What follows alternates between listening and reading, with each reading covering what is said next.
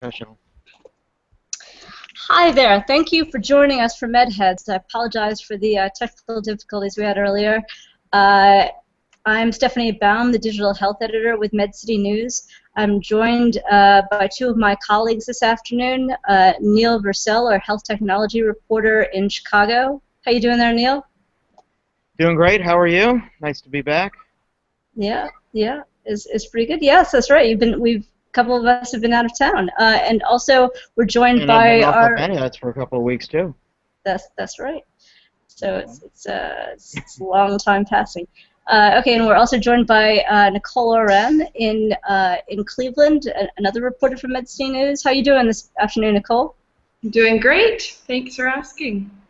Great. Okay. Well, so as you might have intimated, we've been at an event in my hometown, Philadelphia, called CONVERGE. And this was, we've been doing this since 2012, so this was our fourth year doing this event. 12th? Yes, fourth year. And I mean, I've been here since the first one. So CONVERGE is our annual conference on healthcare innovation, bringing all kinds of thought leaders, innovators, entrepreneurs, and investors in the healthcare space together to talk about what's transpired over the past year and what's coming up.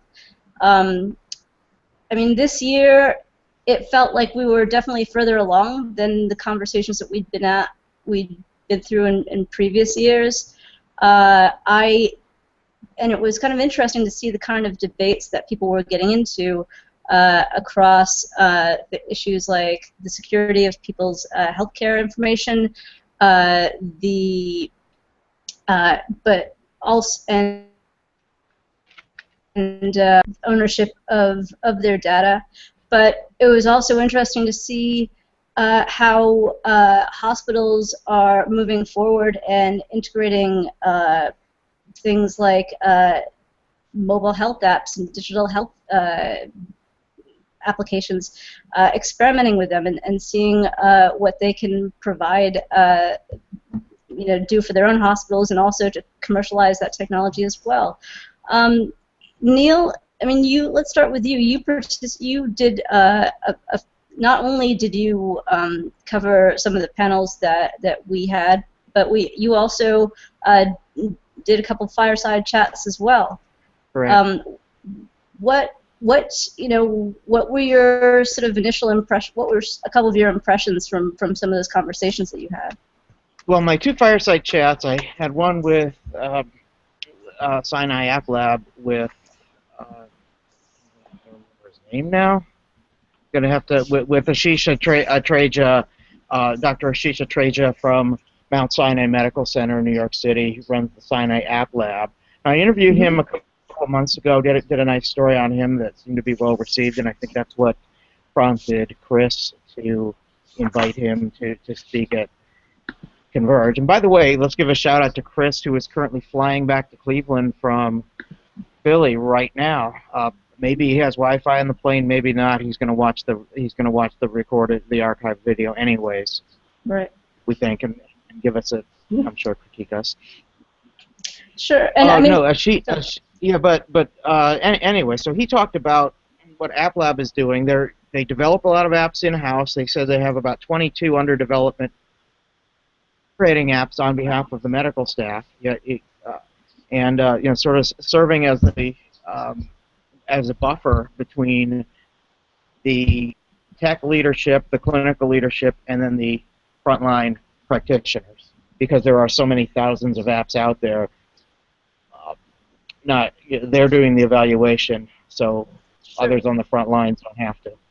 Sure. And what were some of the? I mean, did you learn anything interesting as far as where they're going with the app development? I mean, have they kind of got it down to kind of a standardized practice of how these apps are trialed or tested and commercialized, or are they still kind of tinkering with their program? They're still tinkering with it, but they do have some big plans. They are planning on launching a LinkedIn group on digital medicine evidence very soon. They're also going to be starting up an open access medical journal that's going to be peer reviewed called, I believe, the Journal of Digital Medicine Evidence. Oh, wow. Yeah, which is a pretty big undertaking, although it's rather easy to publish these days, but you just have to have the peer review process in place. And, of course, Sinai has a big research operation to begin with, so, they already have the Institutional Review Board. Can probably, get this going fairly quickly, more so than if you or I decided to publish a new journal. Well, that's really interesting because I know I've been to some conferences and there are a lot of flashy articles about the promise of digital health apps, and I mean it does seem really exciting, but until physicians and nurses, for that matter, and other healthcare professionals see how these apps are evaluated in peer-reviewed journals and what their peers have to say about them, they're really going to be pretty reluctant to buy into what they consider to be hype, pretty much. Absolutely, and we talked about trying to shorten the process of lab to bedside. That in theory or in years past and traditionally it's taken 17 to 18 years for new medical evidence to make it into standard clinical practice. And they want to shorten that time, and a lot of people want to shorten that time, but mobile apps can do it fairly quickly, but again, there are so many apps out there. Many of them are just sort of fly-by-night products that somebody put together and consumer-facing, or at least they're billed as consumer-facing, so they don't have to go through FDA review, that sort of thing. But this journal wants to curate. Well, the App Lab wants to curate them. The App Lab also wants to develop some apps as well, but they want to curate them for not just for Mount Sinai, but for the greater medical community. Sure. I mean, it seems like there's a lot more buy-in, both on the clinical side and on the patient side, the value of apps and devices that can collect data, because increasingly there are companies that have advanced that can help people de-silo that data and integrate it and contextualize it in a way that people can understand the connections between what they eat and what they do, and the medication that they take and their health or don't take, for that matter. I mean, Nicole, let's move over to you. You this was your first Converge event. I mean, like Neil. It was mine, you were, that's right, it was, and you played center stage as well, because you did a couple of interviews yourself in the Converge Now section. TV star. Yes. Yeah, you got profile, star. girl. YouTube star. That's right. That's right. Because we have a MedCity News channel that all these videos will be are in the process of being put on, and I think some of them are there right now, including your interviews. So, Nicole, what tell us about a couple of your interviews, or one that you might have favored over another. What was that experience like? What did you what did you think what was your take on your interview, a couple of the interviews that you did? Yeah, so it was definitely a new experience for me, considering that I'm usually a writer alone at my laptop, so having lights on you and a camera on you is a fascinating experience. But it was good, and I think I had spoken to these people beforehand, so it wasn't it wasn't totally unfamiliar in terms of what we were talking about. But one of the ones that you look pretty comfortable on camera from just watching a few of them being filmed. So yeah. Watching myself. Yeah, you definitely have poise. Well, yeah. So one of them that I really enjoyed. Well, Kirsten Karchmer is the founder of Conceivable, and I really enjoyed speaking with her. And I did beforehand too, when we had spoken before the conference. And what they're working on is a fertility program. But what's fascinating about it to me is it's not really just about getting pregnant. I mean, that's the underlying focus for the program, and that's usually what it's going to be used for. But really what they're doing is really kind of figuring out underlying reasons why people are having, or why women are having a hard time getting pregnant. And a lot of times that has to do with lifestyle decisions and health decisions, or decisions about for your health that would be useful anyway. So for women, this is kind of, in some ways, a really interesting program that can really kind of figure out how to get your body balanced for better health in general, which is important for when you're trying to get pregnant, but is useful even if you aren't.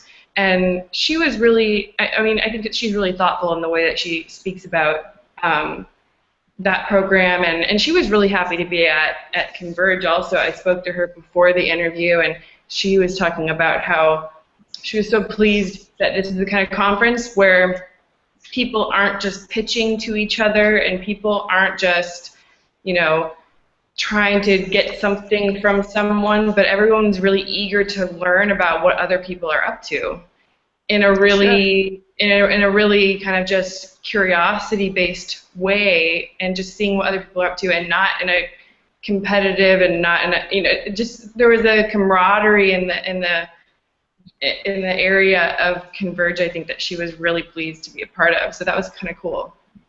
Yeah, I think it's really interesting when you you take a bunch of people that, you know, out of their comfort zone, and you put them together, and they get an opportunity to talk to people that they maybe normally wouldn't talk to, or get questions that, you know, that they wouldn't normally get, and they, you know, they're challenged to address those. I mean, were there any other startups or early other growth stage companies that you spoke with that struck you?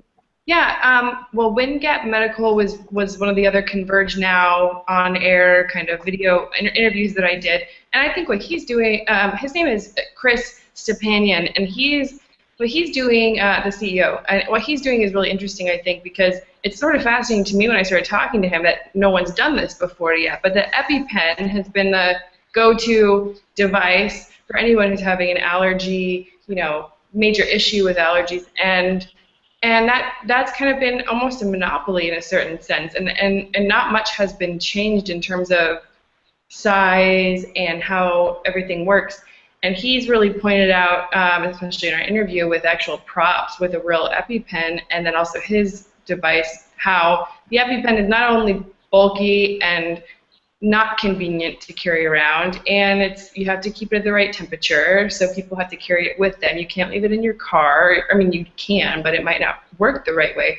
And what he's come up with, something that's a lot smaller, and the way it works is much more efficient in terms of the thermal aspect of it, and you know, it's interesting. And you know, I haven't been around an EpiPen before. I don't know anybody who has had one before, so I didn't know some of this stuff previously. But the way the EpiPen is devised is one end, you pull off an end of it, that's where the needle comes out, and the other end, they both look similar. So you kind of can't tell where the needle's coming out or where you should push. And so a lot of people... Man, that can make you could stab yourself that way. No, a lot of people mistakenly inject into their thumb because they think they're pushing it into their thigh, but they actually have the wrong end up. So that was one of the major things that they adapted, was to make sure that that wasn't an issue.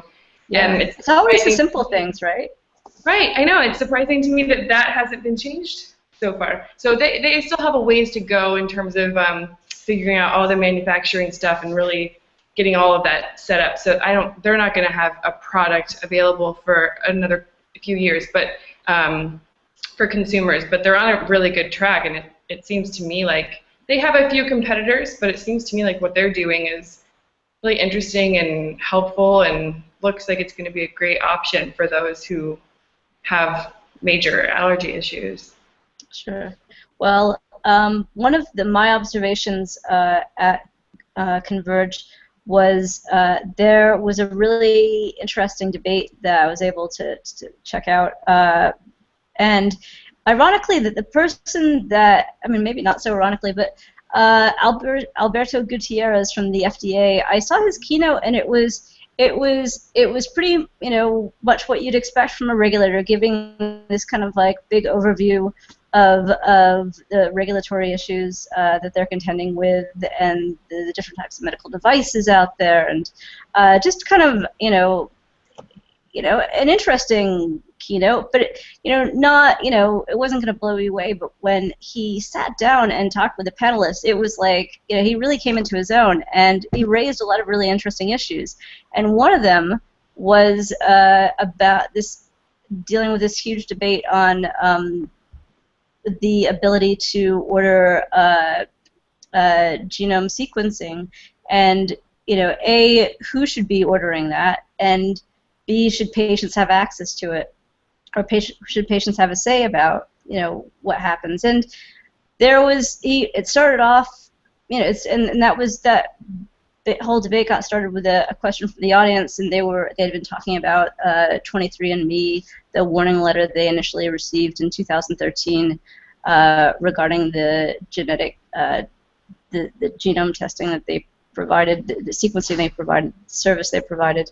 But it blossomed into this huge contentious debate of ownership. And I was just wondering what your impressions of that whole exchange were. Neil, you want to go first?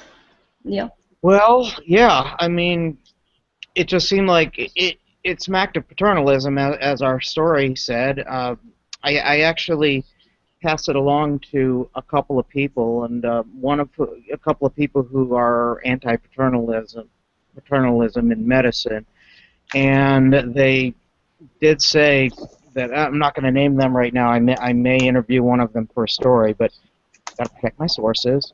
There are, the fact that he mentioned the anti-vaxxers, and that's right. Was really puzzling to me. Because the mission of the FDA's mission is to protect the health of the public, and maybe anti-vaxxers seem like they're working the other way, that they're just thinking very selfishly. And then the other thing, I was told that, I mean, this seems like it needs to be required watching. For the video is up there for anybody who has any questions about how the FDA views this field. I mean, I was struck by the fact that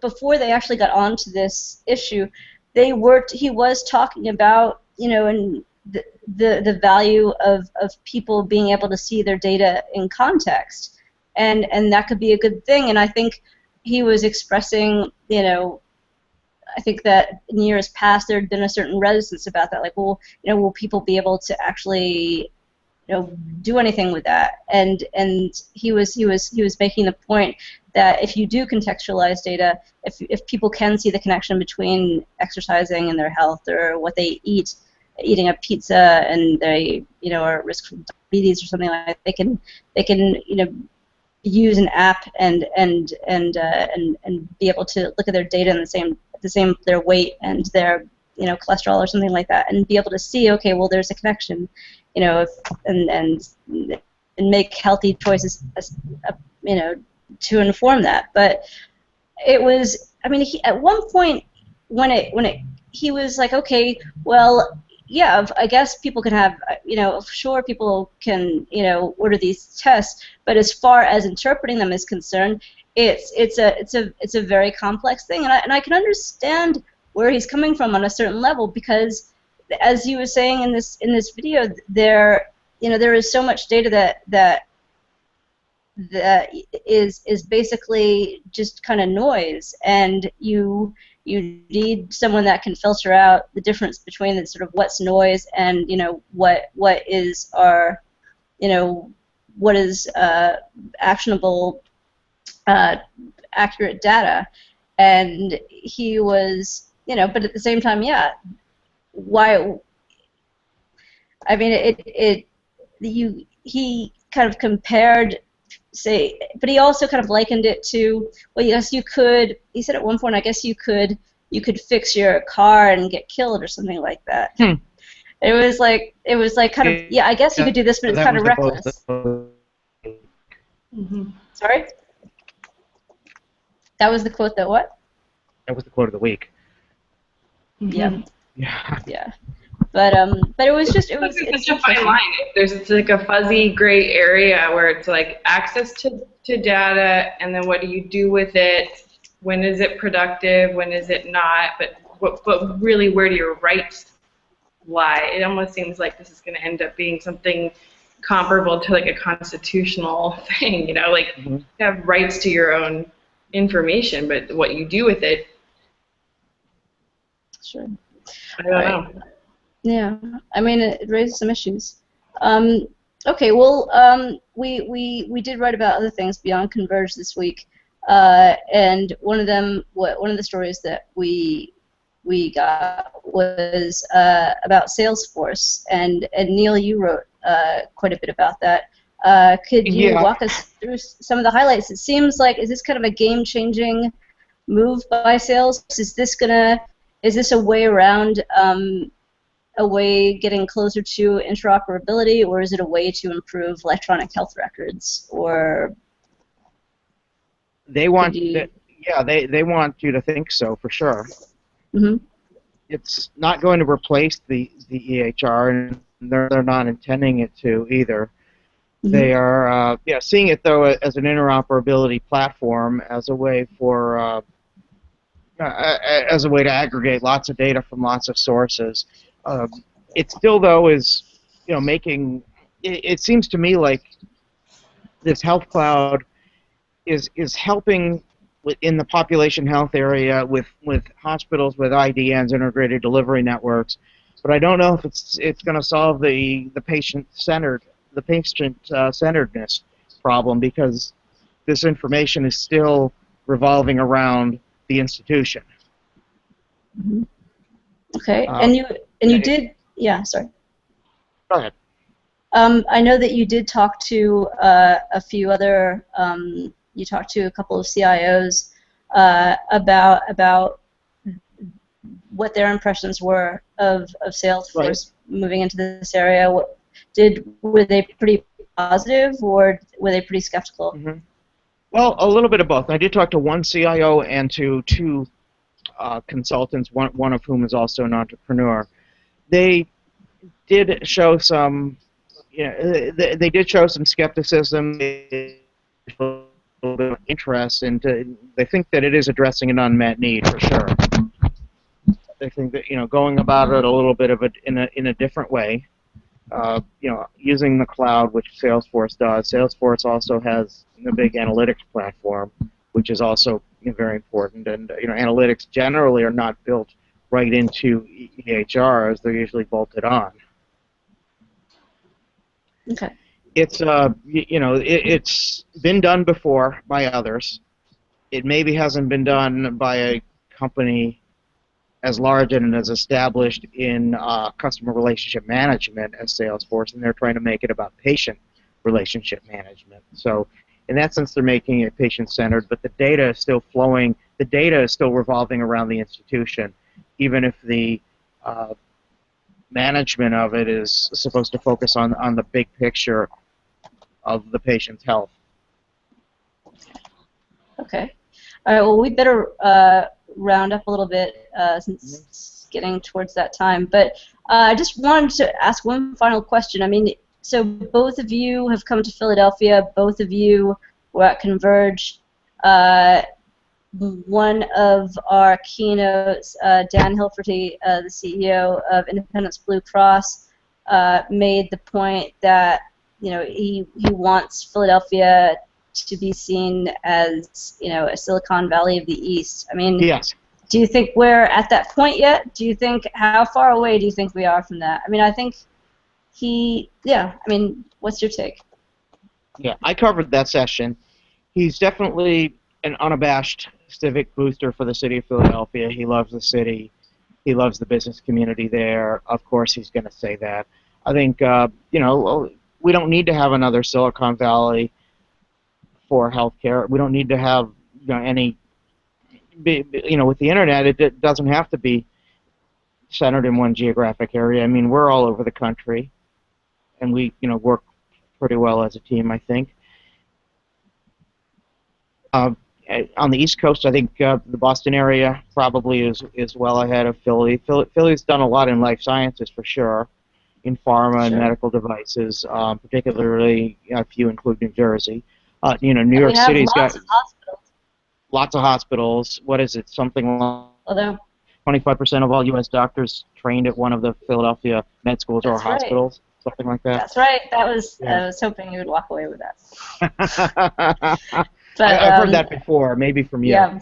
So I mean, it's yeah. I mean, I think we have the oldest medical school in the country, but yeah. I mean, it feels like we're on the cusp of something, but it seems like we're definitely in kind of one of those intersections that we like to talk about all the time, where we've advanced the conversation more, that we're seeing a lot more in the way of hospitals and payers being willing to embrace the